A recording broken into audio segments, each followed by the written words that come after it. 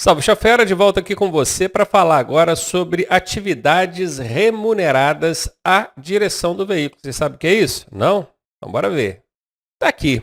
O condutor profissional é aquele que exerce atividade remunerada à direção de um veículo. EAR significa exatamente isso, ó, exerce atividade remunerada. Antigamente, os mais antigos, meu avô, o pessoal mais antigo, eu não, hein, gente? Tinha como motorista profissional aquele da categoria C, D e posteriormente, quando começou a existir, porque a categoria E não existia, até a categoria E também entrou nisso aí. Esses eram os profissionais. Só que hoje esse conceito não é válido mais. Por quê? Porque às vezes a pessoa tem uma categoria A para conduzir motocicleta e ele é profissional. Ele é um motoboy, ele é um motofrete, ele é um profissional do trânsito, ele usa a carteira dele como profissional. E é isso que determina se ele precisa desse EAR ou não. E esse EAR, ele vem no campo de observações da habilitação. Veja aqui, ó. Você vai pegar a sua carteira de motorista, quando você tiver ela, né? E vai olhar no campo de observações, fica no verso, por trás da sua carteira. Você vai ver essas três letrinhas aqui, ó. EAR.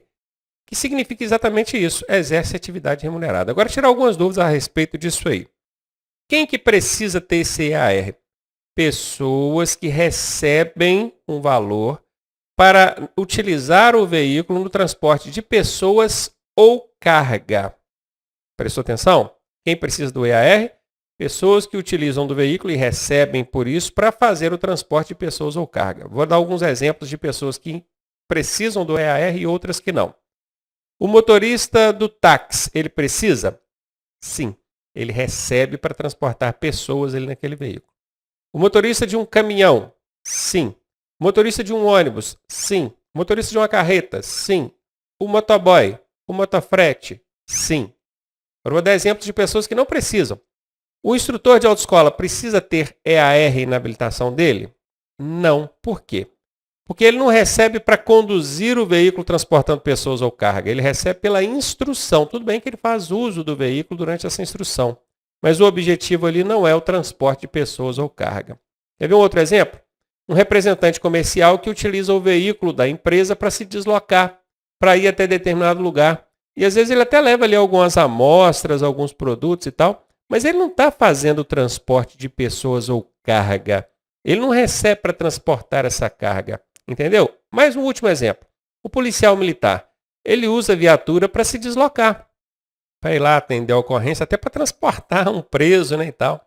Mas ele recebe para isso, para transportar o preso? Não, não é a atividade fim dele. Entendeu? Então, quando é que é necessário o EAR e quando não é? Outra coisa, você deve estar pensando aí, eu na provisória, eu já posso ter EAR na minha habilitação? Então, bora ver o que o Código de Trânsito diz. No Código de Trânsito está escrito assim, ó, o condutor que exerce atividade remunerada ao veículo terá essa informação incluída na sua Carteira Nacional de Habilitação. Aqui está escrito CNH. Nós já vimos anteriormente, em aula passada, que quando fizer menção a CNH, está dizendo carteira definitiva. Confere? Se o Código de Trânsito quisesse ampliar isso aqui para qualquer tipo de habilitação, inclusive para a carteira provisória, para a habilitação provisória, ele teria colocado na sua habilitação ou no seu documento de habilitação ou no seu RENASH, ele não colocaria Carteira Nacional de Habilitação. Contudo, tem DETRANS que entendem que pode colocar o EAR mesmo quem está na habilitação provisória. Então é possível que talvez você, quando foi lá na clínica para poder fazer avaliação médica e psicológica, eles te perguntaram, você quer colocar o EAR aqui? Sim, já colocou o EAR na sua habilitação provisória. Tem outros DETRANS que entendem que não, só quando for Carteira Nacional de Habilitação mesmo, é definitiva. E tem DETRAN que fica meio lá, meio cá. Vou dar um exemplo, DETRAN de Pernambuco, se você está na provisória, categoria B, ele permite você colocar o EAR. Mas se for na categoria A, ele não permite, sabe por quê? Porque para você exercer qualquer função remunerada quando pilotando uma motocicleta, você tem que ter pelo menos 2 anos de habilitação. E quem está na provisória ainda não tem 2 anos de habilitação, né? Então tem todos esses casos. Você está preocupado, como é que eu respondo em prova? Não se preocupe com isso, porque eles não vão entrar nesses detalhes. Só se cair alguma coisa relacionada a EAR, vai ser assim. Você vai responder que se exerce a atividade remunerada do veículo, precisa de EAR. Pronto, simples assim. E agora a gente vai ver aqui várias situações onde esse EAR é aplicado. O primeiro aqui é no transporte coletivo de passageiros. Você está vendo aqui uma plataforma de ônibus, o pessoal aqui esperando. Esse motorista desse veículo, nessa função aqui, ele precisa do EAR. Ele recebe para fazer o transporte de pessoas. Então, bora ver. Ele precisa, quais são os requisitos para esse motorista? Habilitação D ou E. É possível que na prova caia assim, pelo menos categoria D. Já serve. Se D ou E está certo, pelo menos categoria D, está ok. Ele precisa ter 21 anos, claro, porque se ele não tiver 21, ele nem consegue tirar essas categorias D ou E. Ele precisa de curso de transporte coletivo, ele precisa de um curso específico. Esse curso tem 50 horas aulas, diferente daquele curso que a gente faz de 45 horas aulas, esse curso aqui, né? Para tirar a habilitação inicial. É diferente. Esse aqui é um outro curso focado para o motorista profissional que transporta pessoas, no transporte coletivo. Mais de 8 pessoas aí. E aqui tem até a nomenclatura desse curso. Não vai perguntar aqui essas letrinhas não, tá? Mas vou dizer aqui para vocês por curiosidade, ó. Curso especializado para o transporte coletivo de passageiros. É isso que significa esse CETCP. Não ter cometido mais de uma infração gravíssima nos últimos 12 meses. Nós já vimos isso também, não já? Há algum tempo atrás aqui, eu falei que para mudar a categoria, quem quer uma categoria C, D ou E, o Detran faz uma pesquisa lá e olha, se ele tiver mais de uma gravíssima, não deixa ele mudar. Se tiver uma só, deixa, não tem problema não. Mais de uma gravíssima, opa, esse motorista é indisciplinado demais, né? Vou barrar ele aqui. No caso do transporte coletivo, a mesma coisa. Se tiver mais de uma gravíssima, barra, tá? Não está sob o efeito de suspensão, claro, a carteira não pode estar suspensa. Muito menos cassada, né? Já cassação da CNH, quer dizer, já até tomou, o Detran tomou a carteira dele, ele nem tem carteira mais. Esses são os requisitos para o transporte coletivo. E agora o transporte escolar também exige EAR. Ó. Requisitos para o condutor e requisitos para o veículo. Hein? Aqui a gente vai mais longe. Para o condutor, categorias D ou E, lembrando que pelo menos D já serve como resposta na hora da prova. 21 anos, curso de transporte escolar, curso especializado de transporte escolar. Não ter cometido mais de uma gravíssima, mantendo o padrão aí, e não estar sob efeito de suspensão ou cassação. Basicamente as mesmas coisas que a gente viu no slide anterior, na tela anterior do coletivo. O que mudou aqui? É que aqui o curso é para escolar. Lá na tela anterior o curso é para transporte coletivo. São cursos diferentes, tá? Eu posso ter os dois, professor? Pode, você pode ter quantos cursos você quiser ali na sua habilitação, desde que você atenda esses requisitos que estão na tela. E os requisitos para o veículo que faz esse transporte escolar? Ele precisa de faixa amarela de 40 centímetros de largura, escrito escolar. Tá vendo essa faixa aqui? Ela é notável, visível, né? Se você medir ela aqui, daqui até aqui, se você medir isso aqui, tem que dar 40 centímetros, tá? Professor, mas isso aí não é altura, não? Eu até entendo que sim, mas a legislação diz que isso aqui é largura e conta isso aqui como largura, então é isso. Faixa amarela, escrita escolar. É possível que esse veículo, ao invés de ser branco, igual aqui na ilustração, ele seja amarelo. Imagina um veículo amarelo com a faixa amarela escrito escolar. A faixa não vai aparecer, não é? Então, o que a legislação permite? Quando o veículo for amarelo, pode inverter a cor. Aonde está a faixa amarela, a faixa vai ser preta. E o escolar, em vez de vir escrito escolar na cor preta, vai vir na cor amarela. Certamente você já deve ter visto algum por aí, né? Vou até jogar um na tela aqui para você ver, ó. Ok, então faixa amarela de 40 centímetros de largura. Registro como veículo de passageiros. Presta bem atenção, esse veículo tem que ser registrado como de passageiros. É muito comum o Detran colocar lá veículo especial, veículo disso, veículo... inventa para tentar te pegar. Então guarde bem, veículo de passageiros. Inspeção semestral para verificação de segurança. Inspeção é inspecionar. Semestral é a cada 6 meses, para verificar se esse veículo apresenta todos os quesitos de segurança para transportar esses alunos ali. cinto de segurança para todos os ocupantes do veículo. Agora, uma curiosidade. Esses veículos de transporte escolar transportam crianças que, num automóvel, precisariam de cadeirinha, assento de elevação, bebê conforto não, porque bebê ainda não vai para a escola, né? Mas cadeirinha e assento de elevação, sim. Para você transportar uma criança aí de 1 a 4 anos no seu automóvel, você precisa de uma cadeirinha. Se ela tiver entre 4 e 7 anos e meio, você precisa de um assento de elevação. Se ela tiver entre 7,5 e 10, você precisa do cinto de segurança no banco de trás. E o curioso é que esses veículos são dispensados desses dispositivos. A cadeirinha e o assento de elevação. Dispensado. E às vezes a criança é tão pequenininha que colocando ela no cinto, ela não fica bem ajustada. É até perigoso aquele cinto pegando no pescoço, incomodando. Aí o que acontece com ela? Ela é transportada totalmente solta dentro do veículo. Pois é. Isso vale tanto para o transporte escolar como para transporte coletivo, que nós vimos anteriormente. E até mesmo para transporte por aplicativo e táxi. Sabia disso? Uma criança precisaria de uma cadeirinha ou assento de elevação em qualquer outro veículo. Num táxi, não precisa. E nem no cinto, porque ela é muito pequena para ser colocada no cinto. Estranho isso, né? Luzes de posição vermelhas e amarelas. Se vocês observarem aqui em cima, na traseira desse veículo, nós temos essas luzinhas vermelhas aqui, ó. Isso é obrigatório, tá? Todo veículo de transporte escolar, na traseira, precisa ter essas luzes vermelhas. Elas são chamadas de luzes de posição. Vermelhas na traseira, amarelas na dianteira. Pode ser amarela ou branca. A legislação ainda diz âmbar também. Mas amarela é o padrão que a gente mais encontra. E por fim, tacógrafo, também chamada de cronotacógrafo. O que é que mudou aí, professor? É porque o nome certo é cronotacógrafo. A galera chama de tacógrafo de forma resumida e é possível que até na sua prova caia tacógrafo. Tacógrafo, cronotacógrafo, com certeza você vai relacionar uma com a outra e não vai esquecer. Isso aqui, esse tacógrafo, ele é parecido com o velocímetro. A diferença é que o velocímetro, ele mostra a velocidade que você está desenvolvendo, mas não registra. Está no seu carro, na sua moto, você está vendo lá, eu estou 80 por hora, 70 por hora, mas aquilo fica registrado? Não. No tacógrafo, ou cronotacógrafo, fica registrado. Então tem como a fiscalização verificar isso depois. Entendeu, né? Outro que precisa de EAR é esse bacana aqui, ó, o operador de máquina. Quais são os requisitos para ele? Categoria C, D ou E. Olha, agora já não é só D ou E, igual no coletivo e escolar, não. A categoria C já pode.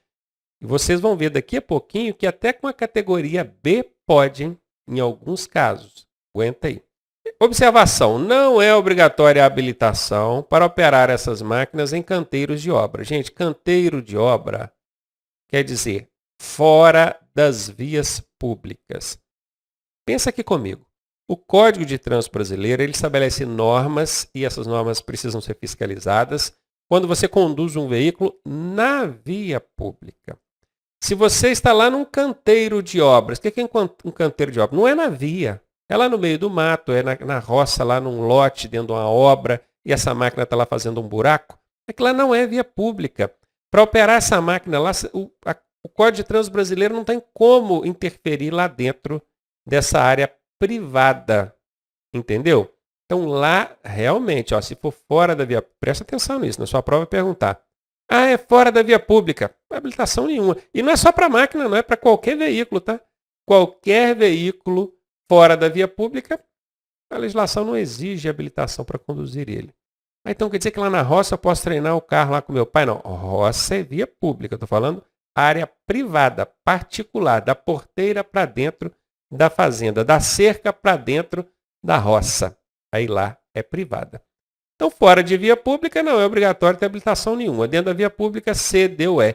E só, observem que aqui não fala de curso, aqui não fala de idade, aqui não fala daquele lance da gravíssima, mais de uma gravíssima, nada disso. Tem carteira C, D ou E, pode operar a máquina na via pública. Se for fora da via pública, pode ser até sem habilitação. E aqui chega naquele lance que eu falei, ó.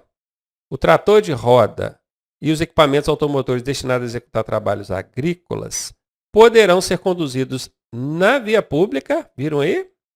Também por condutor habilitado na categoria B.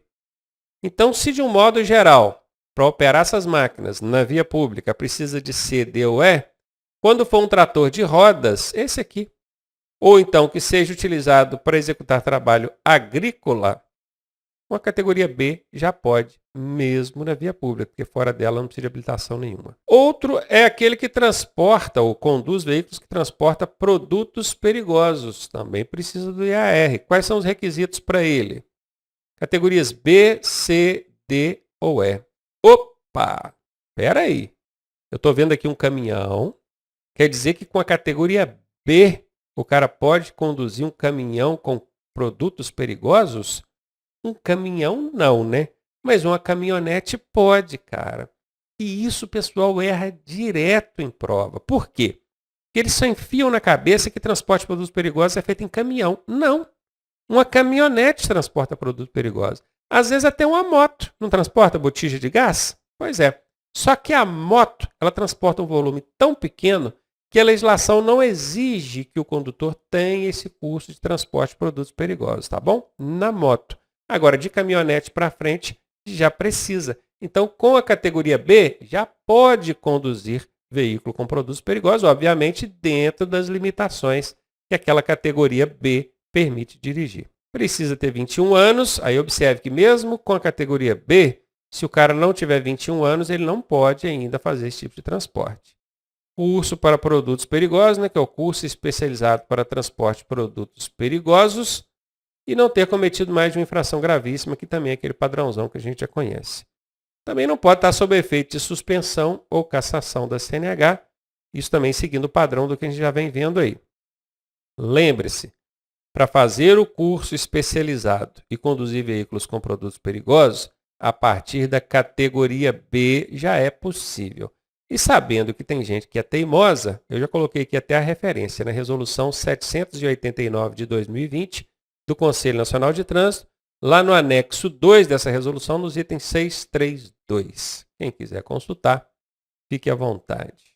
Outro é o que conduz veículos que transporta carga indivisível. Carga indivisível é aquela que não se divide, não tem como fracionar ela.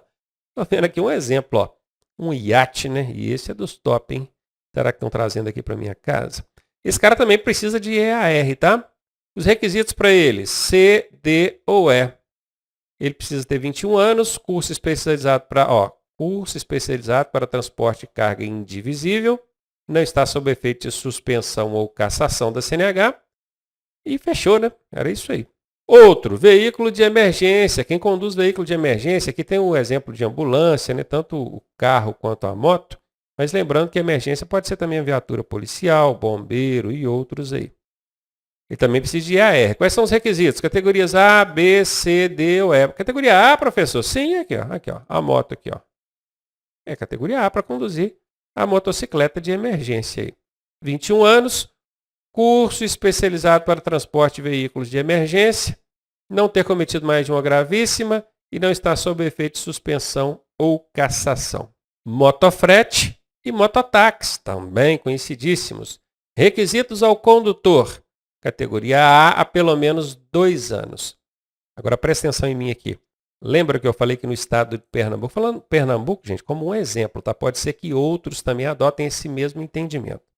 Lembra que eu falei que o estado de Pernambuco não autoriza colocar EAR na categoria A quando a pessoa está na carteira provisória, na habilitação provisória?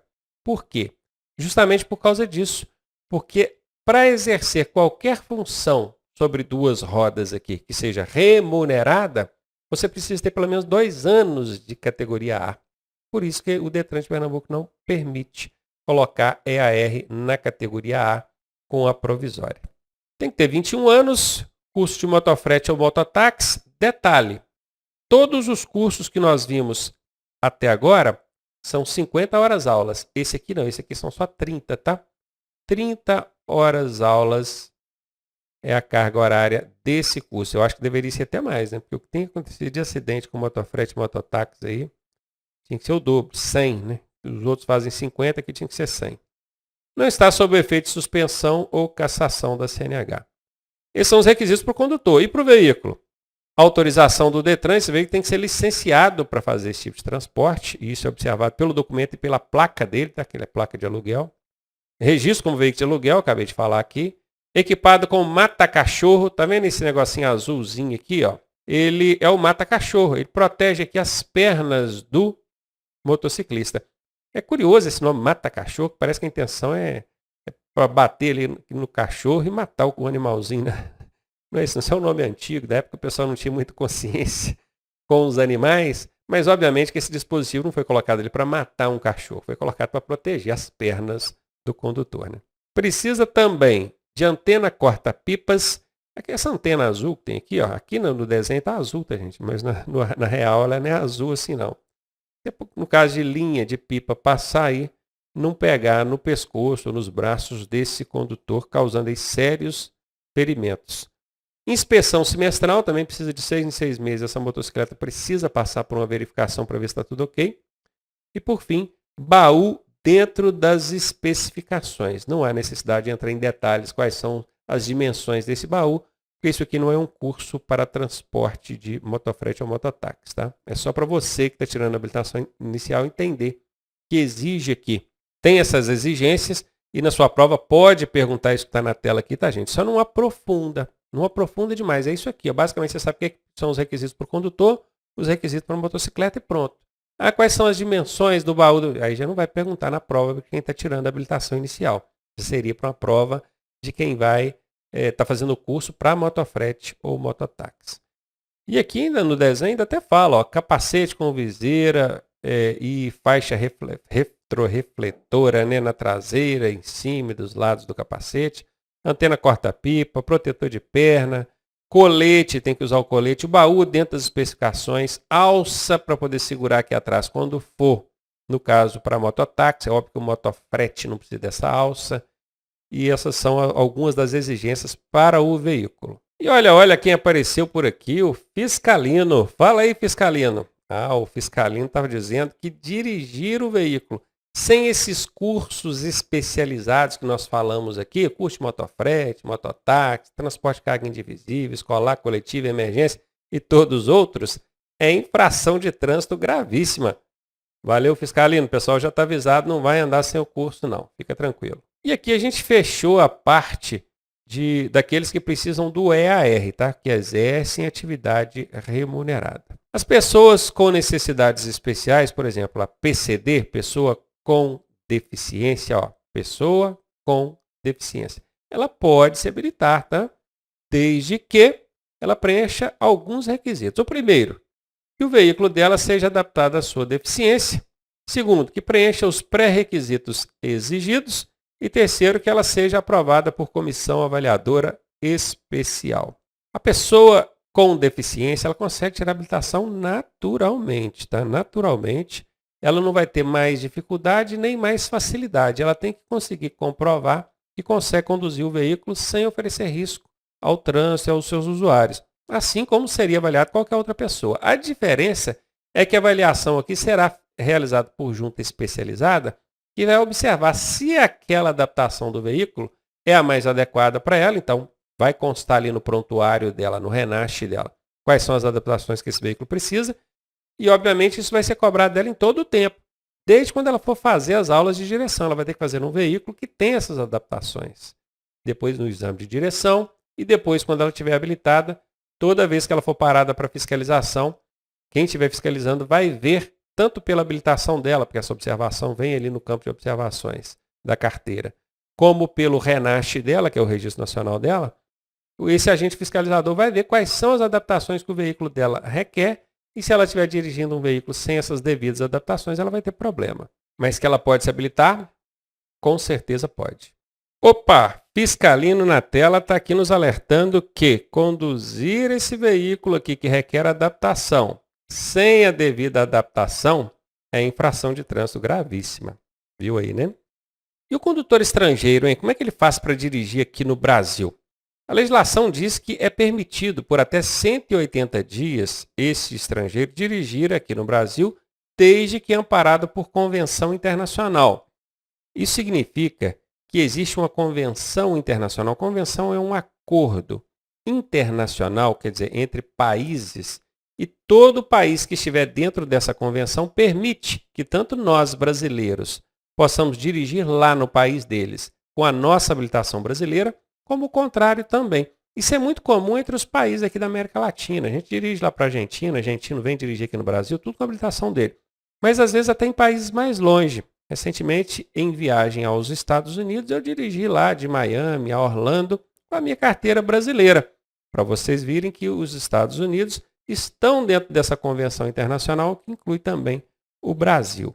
Após esse período, é necessário que obtenha a habilitação brasileira para poder dirigir aqui. Então, quer dizer que por até 180 dias, ok, o estrangeiro pode dirigir aqui com a habilitação estrangeira dele, se ele for de um país convencionado aqui, tá?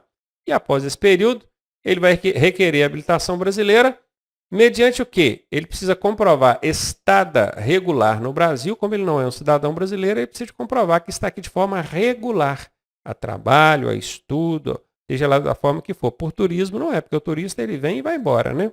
Ou então tem uma residência aqui, ele precisa comprovar essa residência aqui no Brasil, essa estada regular aqui. E ele não vai precisar passar por todos os exames igual a gente que precisa tirar a carteira aqui, não. Ele só vai fazer exames de aptidão física, mental e psicológica. Olha só, enquanto nós aqui brasileiros precisamos passar por 3 etapas, sendo essa aqui, a física, mental e psicológica, só a primeira etapa, depois a gente tem que passar por teórica também e direção também. O estrangeiro, não, ele vem para cá, apresenta a habilitação estrangeira dele, faz só aquela primeira etapa que a gente teria que fazer e pronto. O Brasil já concede a ele a habilitação brasileira. Mas lembre-se, se é uma regalia para ele, é para nós também, porque isso acontece mediante convenção internacional, acordo. Então, quando eu for lá para fora e eu estiver numa estada regular lá, eu também vou poder ter o direito à habilitação de lá, só passando por essas avaliações preliminares aqui. E agora entra aquela parte que o pessoal adora, né? Que fala das sopas de letrinhas, os órgãos de trânsito. Vamos começar por aqui, ó. SNT. Imagine que isso aqui é uma caixa e dentro dessa caixa, essa caixa chama-se SNT, tá? Sistema Nacional de Trânsito. Ó, Sistema Nacional de Trânsito, SNT. Dentro dessa caixa, nós temos o conjunto, ou seja, todos os órgãos e entidades de trânsito do Brasil, sejam eles da União, quer dizer, órgãos federais, sejam eles dos estados, ou seja, cada estado tem o seu, incluindo aí o Distrito Federal e também municípios. O Brasil tem mais de 5.000 municípios, cada município pode ter o seu órgão de trânsito. Então, o conjunto de todos esses órgãos de trânsito compõem o Sistema Nacional de Trânsito. Eles vêm parar dentro dessa caixa aqui, ó. E aqui eu até deixei alguns exemplos, ó. Senatran, Secretaria Nacional de Trânsito. CONTRAN, Conselho Nacional de Trânsito. DENIT, Departamento Nacional de Infraestrutura. DER, Departamento de Estradas de Rodagem. PRF, Polícia Rodoviária Federal. Tem vários. Aqui eu coloquei alguns que não deu para colocar todo dentro dessa caixa aqui, que ela está meio pequena, tá? Daqui a pouco a gente vai ver todos eles. E esses órgãos, todos eles, têm várias funções, várias atribuições, que é justamente o que a gente vai ver aqui agora. O Sistema Nacional de Trânsito tem por finalidade o exercício das seguintes atividades: planejamento, administração e normatização. E vai planejar o trânsito, administrar e até normatizar, criar normas. O Conselho Nacional de Trânsito é perito nisso. Ele cria várias resoluções, inclusive a resolução que cuida, né, que explica como é que tem que ser o processo para tirar a carteira de habilitação, foi o Conselho Nacional de Trânsito que publicou. Então, se você tem que fazer exame disso, exame daquilo, tudo isso para poder tirar a carteira, é culpa do Conselho Nacional de Trânsito. É ele que regulamenta por meio dessas normas. Então, normatização. Registro e licenciamento de veículos. Claro, você precisa registrar ou licenciar o seu veículo, você vai lá num desses órgãos. Qual que é? O DETRAN. Tem também a formação, a habilitação, a reciclagem de condutores. O DETRAN também quem cuida disso. Engenharia e educação de trânsito, todos eles fazem isso. Fiscalização e policiamento, aí nós poderíamos ter vários exemplos, né? Aplicação de penalidades, eles punem também quando você desobedece. Julgamento de recursos, quando você é fiscalizado e não concorda, você pode recorrer. Então, esses órgãos também tem alguns deles que julgam esses recursos que você faz. tem também a operação do sistema viário e por aí vai. Aqui nós colocamos algumas das principais atividades desses órgãos que compõem o Sistema Nacional de Trânsito. E aqui nessa tela a gente vai ver esses órgãos, todos eles, tá, de forma organizada. Você vai perceber que aqui, ó, na vertical, de cima para baixo e baixo para cima, nós temos as colunas que dividem esses órgãos por federal, estadual e municipal. Como o Distrito Federal não é nem um estado e nem um município, ele vai entrar aqui na coluna do estadual, daqui a pouco você vai ver isso. E aqui, na horizontal, cada uma dessas linhas vai trazer o objetivo fim, ou seja, a essência de cada um desses órgãos. Eles podem ser normativos, que criam normas, estabelecem normas. Eles podem ser executivos de trânsito, quer dizer, executam essas normas, fazem com que elas sejam cumpridas. Podem ser executivos rodoviários, também executam essas normas, porém, diretamente relacionadas às rodovias. Eles podem ser fiscalizadores e até recursais, que são aqueles que julgam os recursos. E aqui em cima, no cantinho, nós temos o Ministério, que é o coordenador máximo de todo esse sistema. Hoje, pela atual legislação, é o Ministério dos Transportes. Ele é o coordenador máximo. Lembra? Falou do máximo, é o Ministério. Isso, nesse caso aqui, o Ministério dos Transportes. Sabendo disso, bora agora conhecer cada um desses órgãos aqui. Na primeira linha aqui, nós vamos tratar dos normativos, aqueles que estabelecem normas.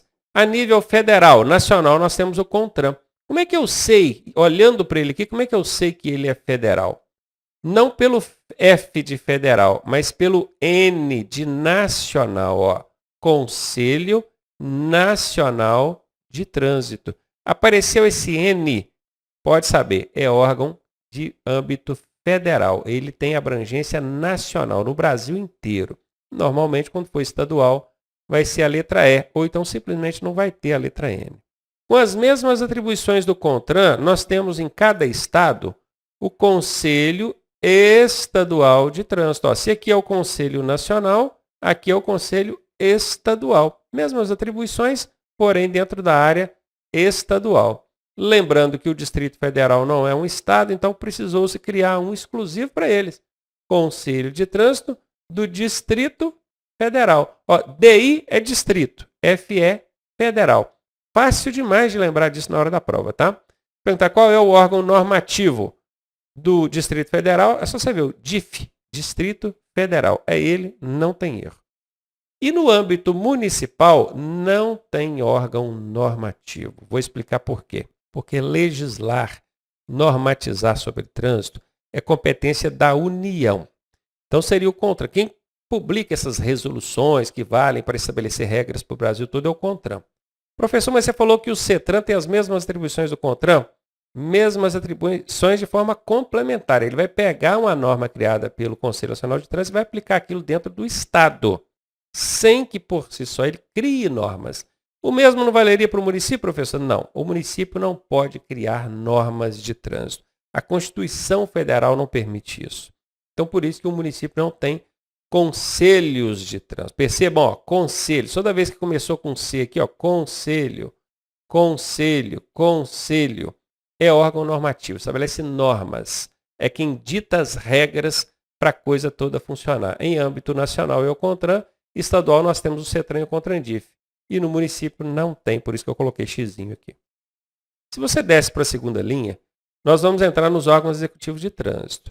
Aqui nós temos a Secretaria Nacional de Trânsito. Olha o N aí de novo. Eu vou circular esse N toda vez que ele aparecer aqui para a gente lembrar que N é de nacional. Nacional é federal, né? Secretaria Nacional de Trânsito. É o órgão executivo do Brasil. Ele abrange todo o território brasileiro. Mas tem também nos estados, que é o DETRAN, Departamento de Trânsito, ou Departamento Estadual de Trânsito, se você preferir assim. No município tem também, professor? Tem, aí já tem. Ó. Tem o órgão executivo de trânsito municipal. Esse aqui é o executivo, porque nós estamos falando de órgão executivo. De trânsito. Daqui a pouquinho nós vamos ver o órgão executivo rodoviário. Por quê? Porque aqui embaixo agora vamos falar dos executivos rodoviários. Ó.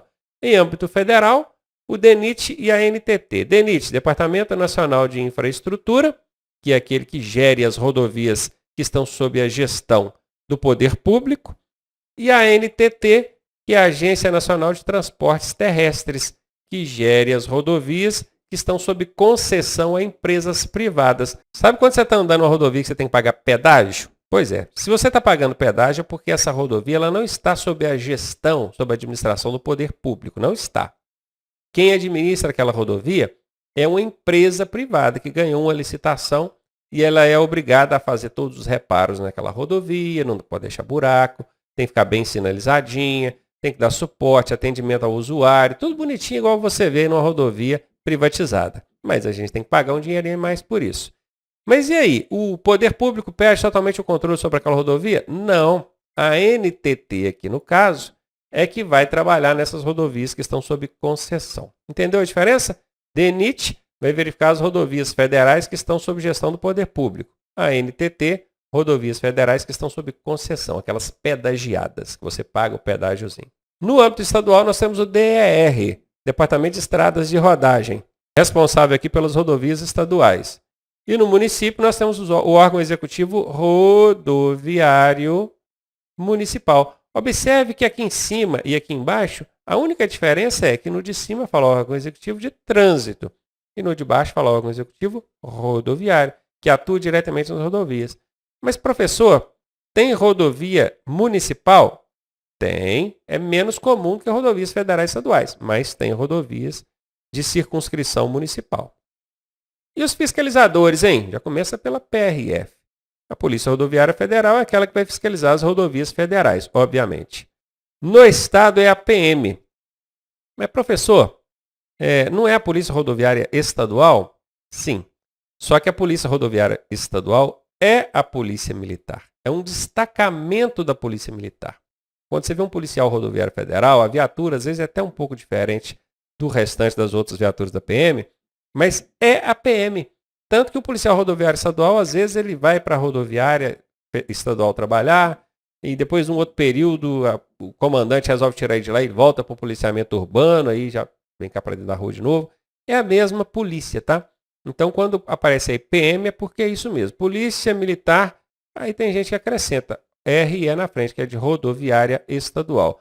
Mas esse RE aqui é por conta de quem acrescenta, porque o órgão em si chama-se PM, Polícia Militar de cada estado. E no município também a gente tem os fiscalizadores. Tem o agente de trânsito e tem a guarda municipal. Tem gente que acha que a guarda municipal não é órgão de trânsito. De fato, ela não é um órgão de trânsito, mas ela tem poder para fiscalizar mediante convênio. Ela vai fazer convênio com o órgão executivo de trânsito do município e, mediante convênio, ela pode fiscalizar o trânsito, tá? Já o agente de trânsito, ele não precisa de convênio. Por quê? Porque ele já compõe o órgão executivo de trânsito. O agente de trânsito já representa a autoridade de trânsito desse órgão aqui. Agora, a Guarda Municipal não, só mediante convênio. Por isso que você vai ver lugar que a Guarda Municipal não se mete com o trânsito, não quer fiscalizar. Por quê? Ela não quer fiscalizar mesmo? Não, é porque não tem convênio. O município não quis fazer o convênio com a Guarda Municipal. Por quê? Porque os seus próprios agentes já fiscalizam e ela já acha que é suficiente. Já em outras cidades, os agentes de trânsito podem fiscalizar o trânsito porque tem convênio com o órgão executivo de trânsito do município. E, por fim, os órgãos recursais, que são as famosas JARIs, Junta Administrativa de Recurso de Infrações. Isso aqui são órgãos integrados por pessoas que entendem sobre trânsito. Não vamos entrar em detalhe como é que se integra isso aqui, mas um cidadão, um motorista, poderia integrar um JARI, desde que ele demonstre ali conhecimento para poder analisar e julgar os recursos interpostos por outras pessoas. E é assim que esses órgãos são compostos, tá? Tem um representante do órgão de trânsito, tem um representante de uma entidade, pode ser de um sindicato de caminhoneiro, por exemplo, ou de motorista de ônibus, e alguém da sociedade, um motorista qualquer, ou um pedestre, até um pedestre poderia compor aqui uma JARI. Lembrando que essas JARIs, elas estão sempre vinculadas ao órgão que fiscaliza. Por exemplo, se a PRF aplicou uma autuação lá, uma multa, a JARI que vai julgar é a JARI que está vinculada à PRF. Se foi a Polícia Militar, mesma coisa. Ela vai, no caso, a Polícia Militar ela fiscaliza, mas sob convênio. Então, no caso, a Polícia Militar vai fiscalizar mediante convênio com o DETRAN ou com o órgão municipal de trânsito. Aqui. Então, a Jari vai estar vinculada não à PM, tá? Eu ia colocar PM, mas não estaria certo. A Jari vai estar vinculada ao DETRAN ou ao órgão municipal de trânsito. A PM não tem Jari. Ela só fiscaliza porque ela tem convênio com o órgão de trânsito. E tem aqui a Jari do município, né? Já que está na coluna do município aqui, a Jari pode estar vinculada ao órgão municipal de trânsito. Conhecidos todos eles, tem algumas observações aqui embaixo para a gente fazer. O DENIT, a NTT, o DR e o DETRAN têm competência de fiscalização também. Por quê? Vocês vão ver que o DENIT, a NTT, o DR e o DETRAN têm os seus próprios agentes de trânsito. Isso vai de estado para estado. Em Minas Gerais, por exemplo, o DETRAN não tem agente de trânsito para fiscalizar o trânsito. Então, ela firma convênio com a Polícia Militar. Já em Pernambuco, por exemplo, vou citar aqui de novo o exemplo de Pernambuco. O DETRAN de lá tem agentes de trânsito. Seus próprios do DETRAN. Então, eles colocam esses agentes do trânsito para fiscalizar. Não significa que a Polícia Militar não possa fiscalizar. Porque, com certeza, o DETRAN de lá firmou também convênio com a Polícia Militar. É mais gente para fiscalizar. Então, esses órgãos que eu citei aqui embaixo, ó, DENIT, NTT, DR e DETRAN, por meio dos seus próprios agentes, eles também podem fiscalizar. Tá? Quando aparece que fiscalizadores, a gente não deve excluir eles aqui não. Só não coloquei todo mundo aqui, porque não é a finalidade principal deles. Né? Eles estão aqui em cima, na faixa aqui do DETRAN, aqui, ó, DETRAN, DR, mas eles são também fiscalizadores. E outra coisa é a respeito do CETRAN e CONTRANDIF, eles também são órgãos julgadores. Tá vendo? Eu falei que quem julga é a Jari, né? Junta Administrativa de Recursos de Infrações. Só que o CETRAN, o Conselho Estadual de Trânsito, e o CONTRANDIF, esses dois aqui, ó, eles também podem ser julgadores. E eu vou explicar para você agora quando. Quando você recorre pela primeira vez de uma multa, quem julga é a Jari.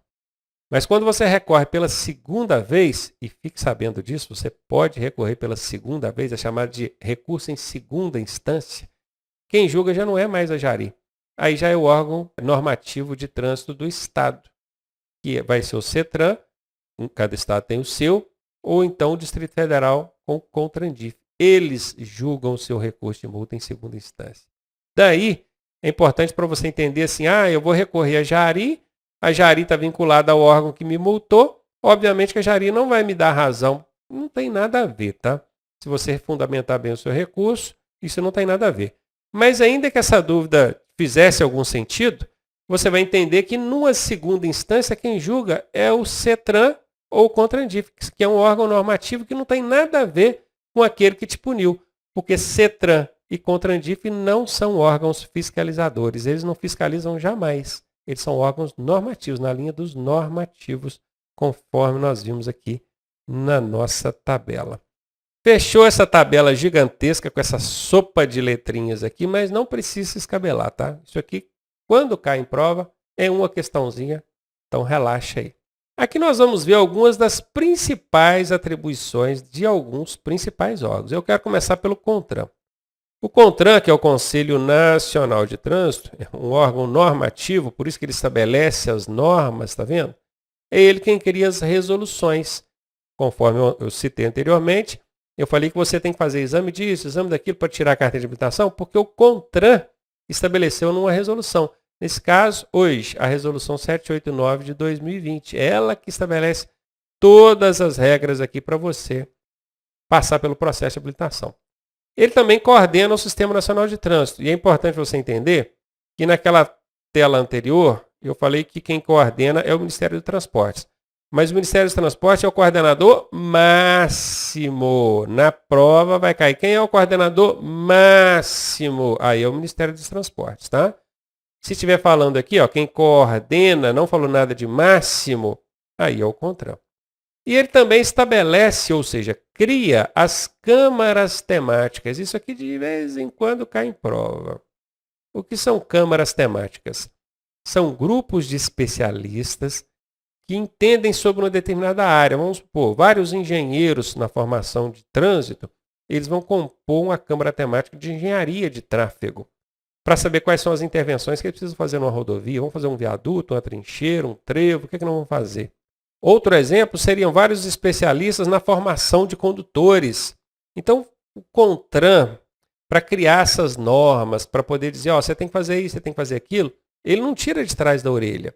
Ele cria essas câmaras temáticas aqui, composta por especialistas. Então, essas câmaras temáticas são grupos de especialistas